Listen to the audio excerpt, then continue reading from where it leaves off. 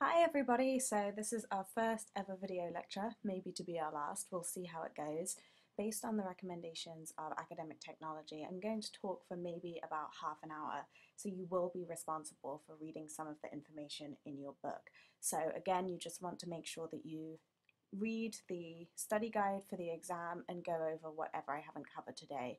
One of the things that I know I'm not going to get a chance to cover today is the stuff on gender development. It's very interesting, it's my area of research, so make sure that you read it, you won't regret it. Okay, so to get started, what we are going to be talking about today is psychosocial development during the first 3 years. So again, this is one of my areas of research in later childhood and adolescence, so I think it's very interesting. So the things that we're going to talk about today, we're going to talk a little bit about some of these developmental factors in infancy. So we'll talk about Erikson, we're going to talk about emotions and temperament, and then attachment.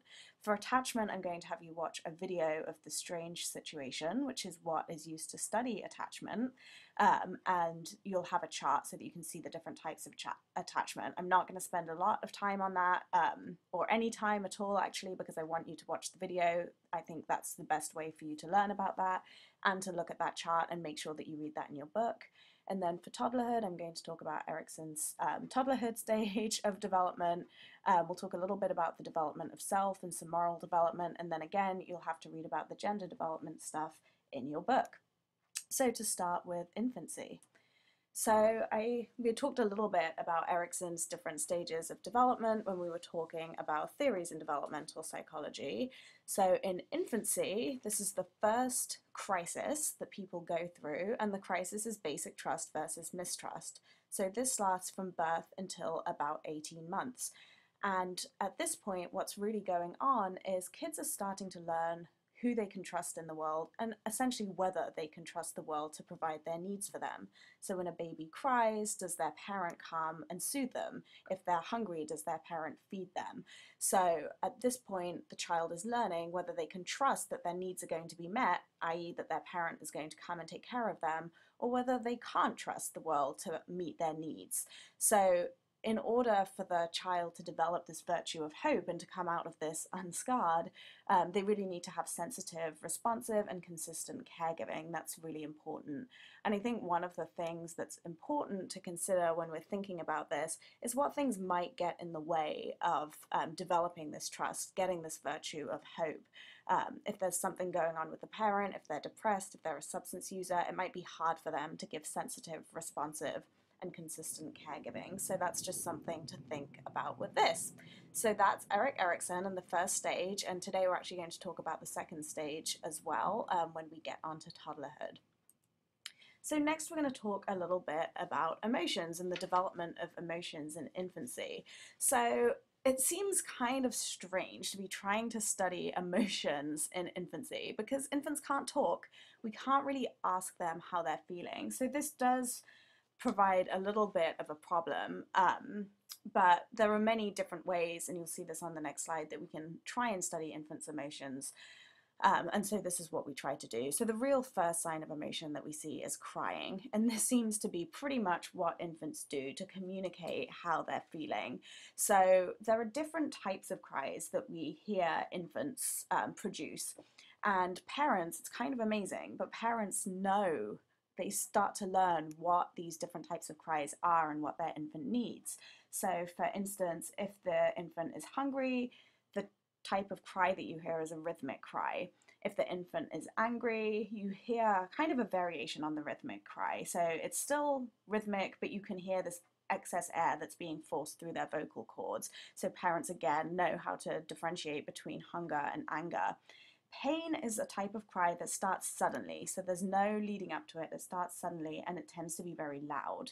Frustration is about 2 to 3 drawn out cries, and you don't hear any prolonged breath holding. So if you think back to the video when we were watching babies, we saw the little boy in Mongolia when his brother was teasing him, was engaging in these frustration cries. So he would like cry a little bit and then stop, and then cry and then stop. So this is frustration.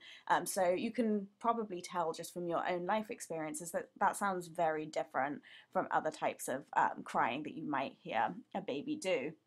So I started talking about smiling a little bit because I got ahead of myself, like I always do, in the last class, or I guess 2 classes ago. So smiling doesn't really start until around the second month of life. However, parents might sometimes see smiles right after birth. And so this type of smile, as I was telling you guys, isn't really a real smile. This is just some subcortical nervous system activity. So again, things that are going on in the brain that lead this infant to smile. So it's not necessarily a real smile. And I think we talked about vision as well, and thinking about vision, if infants can't really see anything, they're not smiling at you because they can't see your face. But parents get very excited when they see these first little glimpses of smiles, but they're not real smiles. Again, it's just neural activity, things that are going on in your brain. So you can also see in infants when they're pretty young that high-pitched tones will elicit smiles. So if the infant's a little bit tired and they hear a high-pitched tone, again, you'll see a little smile. And sometimes we also see smiles when infants are in REM sleep, but those aren't real smiles. So we tend to think of real smiles as happening in response to something that's going on in our environment. When you smile at somebody, it's a social event. And so we start to see social smiling around the second month of life. And so this is a sign of happiness. The infant is happy because they're smiling. We don't see laughter start to emerge until around 4 to 12 months. And laughter is essentially just this, it's a more intense version of smiling. So this is a way of the infant showing that they're happy.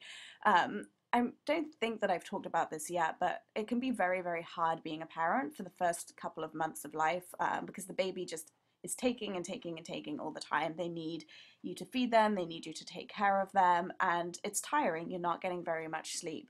What a lot of parents say is when their infant first starts to smile at them, that's what makes it all worth it. So when you guys are parents one day, you just have to get through those first 2 months to get that first smile, and then you're going to feel much better about everything. Okay, so this is what I started talking about on the previous slide. So identifying infants' emotions really is a challenge, and because we can't ask them how they're feeling. And as adults, we tend to look at each other's faces to try and figure out how we're feeling. But when we're thinking about infants, this may not always be the best way to figure it out. So it's also important to be able to look at their motor activity, so how their arms and legs are moving, their body language. We can also look at physiological changes. So even with infants, it's very exciting. We have all this technology now that you can hook infants up to actographs, which tell you about skin conductance. You can figure out using some of this equipment what kind of physiological changes the infant is going through. So that's very useful too for trying to figure out what kind of emotions the infant is feeling. So when we're talking about emotions, that's probably annoying. My computer just beeped because an email came up, but I will try to minimize distractions such as that. Anyway, so when we're thinking about basic emotions, the ones that we first see when a child is first born, we tend to see contentment, interest, and distress. So these are emotions that seem to be somewhat ingrained. We can see these as soon as babies are born. So this suggests that there must be some kind of reflexive component to this. And when we see contentment, interest, and distress, it's usually in response to some kind of external stimuli or some kind of internal process. So we do see these. It takes until about 6 months of age to start to see real, true emotions. So things like joy, surprise, sadness, disgust, and anger and fear. So these are the more complex emotions that take a little while longer to develop. Emotions involving the self take a lot longer to develop. So we don't really start to see this until kids understand that they are separate from the rest of the world. So kids need to be able to develop self-awareness before they can develop some of these emotions that involve the self. So essentially, self-awareness is just developing this understanding that you're different and separate from the rest of the world. So kids really start to get a consciousness of the self at around 15 to 24 months. So this takes a lot longer.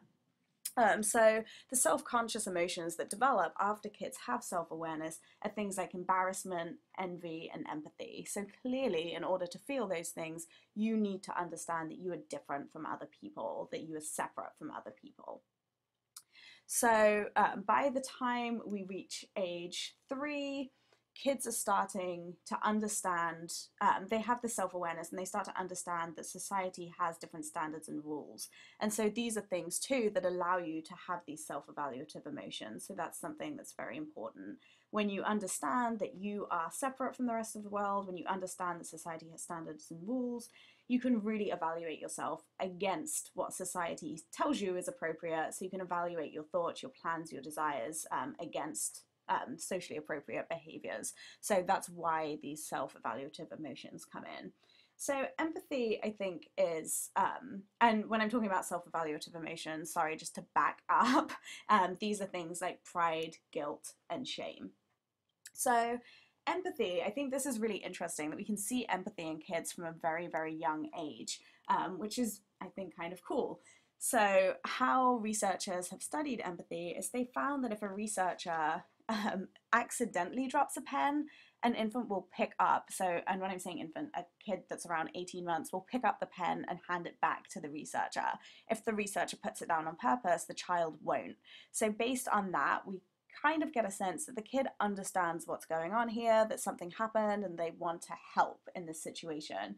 We also see, and I'm sure you guys have seen this before too, that young children share their belongings. They'll share food with other kids. If a child is crying, they'll offer them comfort. So this shows that they understand that others have feelings and kind of what's going on with them. So this is what social cognition is essentially understanding that other people have feelings. And Piaget talks about egocentrism, so we're going to learn about that a little bit as well. But Piaget suggests that egocentrism is this idea that kids are unable to focus on other people. They're very much centered around what they can see and what they can feel, and they think that everybody sees and feels the same things that they do. So while children still are egocentric, Piaget argued that there was no way for them to have empathy. But the fact that we're seeing kids, very young kids, comforting one another, helping people out, suggests that we can actually see empathy at a young age.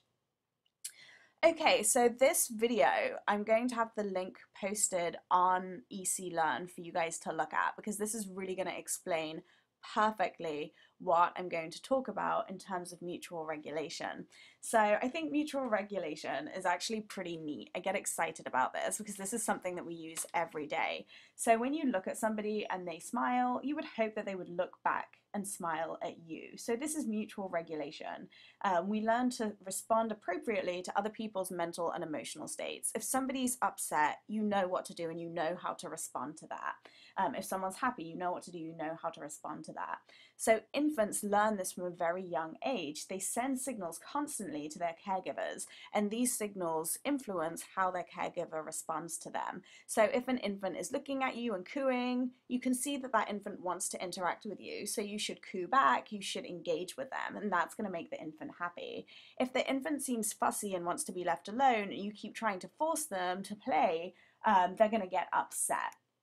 So what ends up happening is the mother and the infant work together for this mutual regulation so that they're both on the same page. The child will make an attempt to connect with the mother.